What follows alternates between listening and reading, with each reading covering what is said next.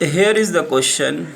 You see the question. This question is about eigenvalues, and here in green you see four options. Among these four options we have to choose the right one, and you see there are two statements, 1 and 2, and we have to check uh, about the statements whether these are true or false. So let us proceed one by one. Let us see the first statement. In the first statement you see a to the power k equals to in an identity matrix, and let us impose determinant both sides, and then this will be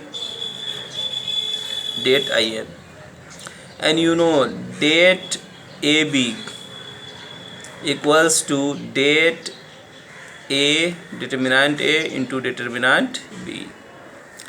So using this we have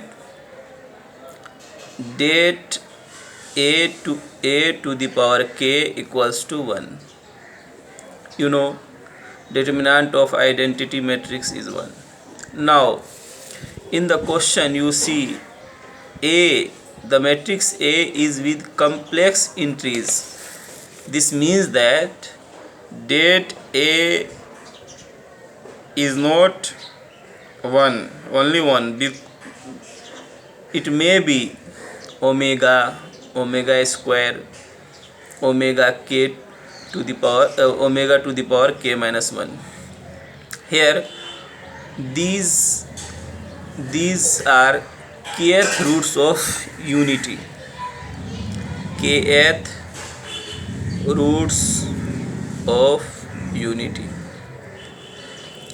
So from this we arrive at a conclusion that determinant of A must be among these values, and these values are kth roots of unity.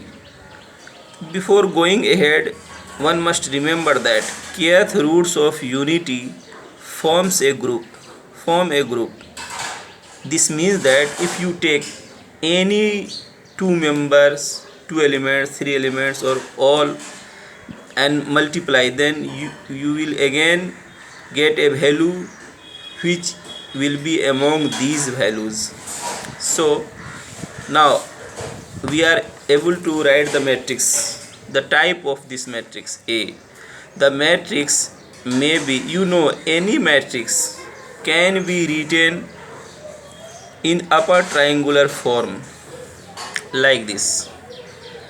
Here will be 1 omega square dot dot dot omega k minus 1, and here in this dotted place you can put arbitrarily any value, and here in these places you have to put 0 0 0 0 0 0 0 0 0 0 0, and if you take these diagonal entries distinct, then obviously its determinant will be 1.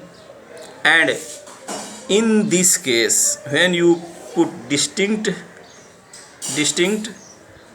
kth roots, then you are free, you are arbitrarily put any value in upper part, in this part, any value.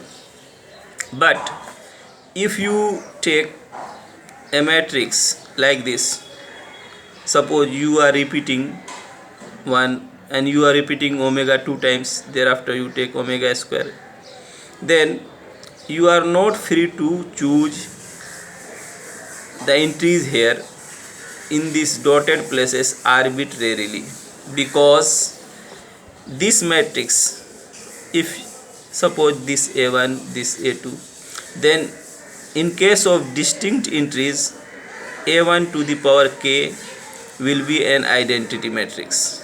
But in this case, if you repeat, then you cannot have A2 to the power k equals to identity matrix. But in this question it is given that a to the power k, in a statement a to the power k equals to an identity matrix. This means that we have to choose the matrix A in such a way that its kth power must be an identity matrix. So in this is a case 1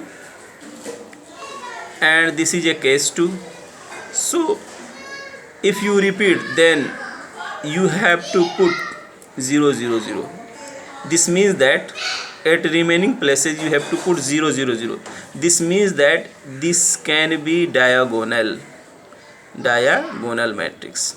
So in both cases a to the power k is an identity matrix. So our statement 1, the first statement is true, but the second one is opposite of the first statement.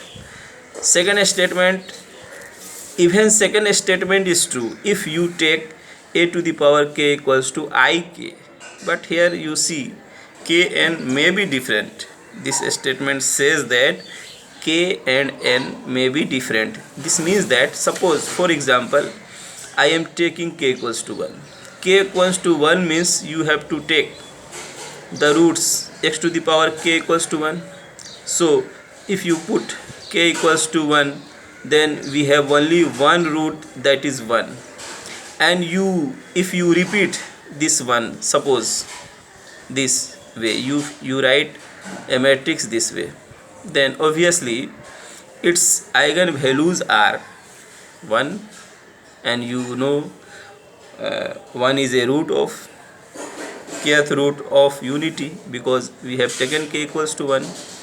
And if you put 1, then this is not going to be an identity matrix, because you have taken the eigenvalues 2 times, same eigenvalues 2 times. So in repeated case, this relation is not going to be true. So our second statement is wrong. So the correct option is 1 is true and 2 is false. So B is our correct option.